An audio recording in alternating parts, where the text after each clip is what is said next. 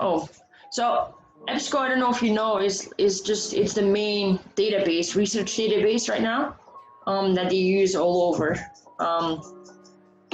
But how to get there? So you can go to Google and type in the ISU library database. But if you want to make your life a little bit easier, you can go to just isu.edu. Find it on Google, or you can just go to the isu.edu and then go to quick links and then go to the library. And that brings you exactly to the same spot. So it's kind of the same. There's just two ways to get there. Then you can type in, like in the quick link where you see the database, and you can do it in one search. It's a little bit easier. You can type in whatever you're looking for. Do keep in mind that if you put like a broad subject in there, it will give you thousands and thousands of options. So if you use the Boolean search, you can kind of refine it a little bit, so you don't have that many results. However, like sometimes, like I was searching for something and then I noticed there's still way too many results, so I kept refining it till I actually find what I wanted. But this really helps to make it less broad. So when you are in and I'll show you in a little bit how it actually when you're in there. But when you are in the search and you typed in your subject, on the left column, you will see that you can refine it by full text and scholarly, peer-reviewed journals, and that's what I was asked to do here. So you select those, and then you will refresh.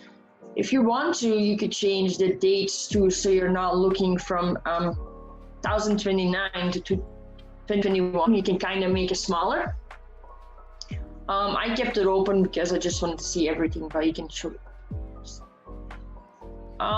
Then you will have the source pop open, so you'll have all your answers and all your search. So then you click on, say, this was the central charges for thermodynamics in 3D gravity. I'm kind of nerd, so I like space and gravity, so that's what I looked up.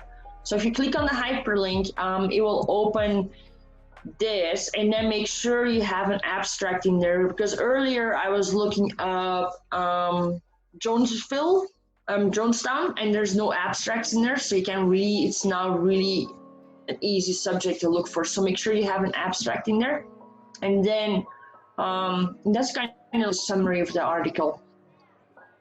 And then you have, again, on your left hand side, you can open it in PDF or in HTML, whatever you would like. And then in the orange, define it at ISU if you like to have it in hand and like to see it. It's quite nice because you know the library would have it. So you can go to the library and see it there too live.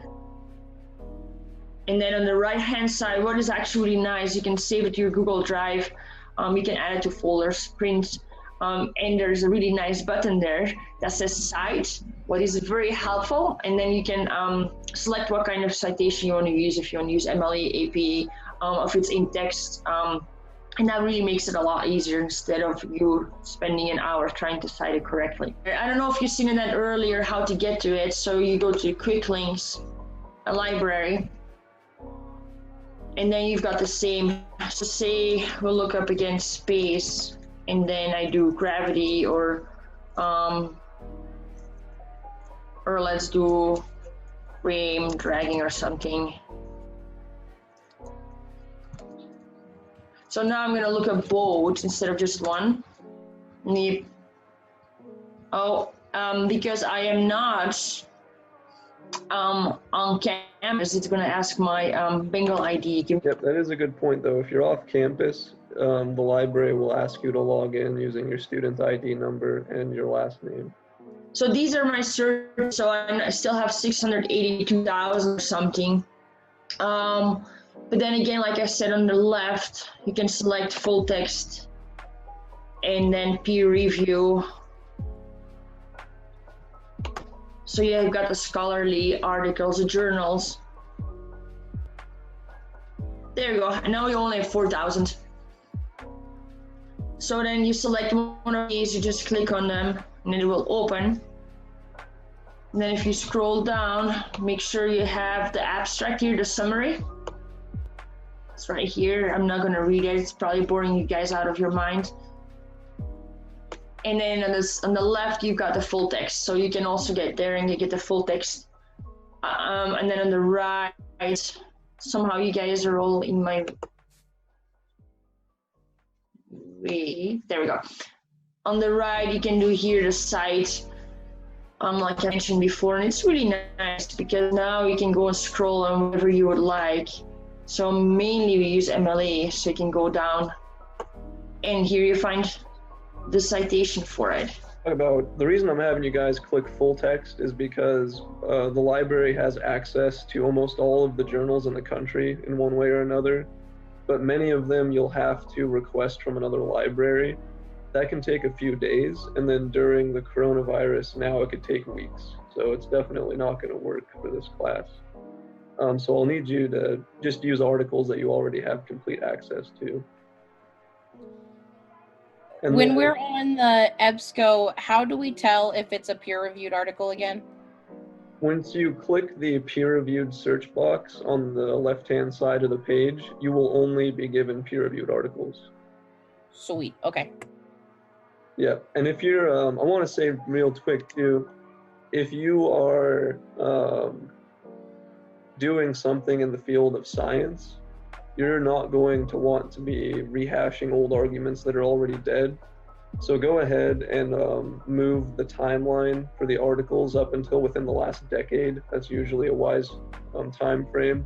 You can see what people have been arguing over in the last 10 years, and that'll really narrow down what's happening. But if you're doing something more in the philosophical realm, ideas tend to be good, period, for all time. If they're really solid, they just get applied differently. So while it's not a bad idea to zoom in your search on a more philosophical debate for the last few years, that can help. You're not required to do so because some of the older articles may still be completely irrelevant.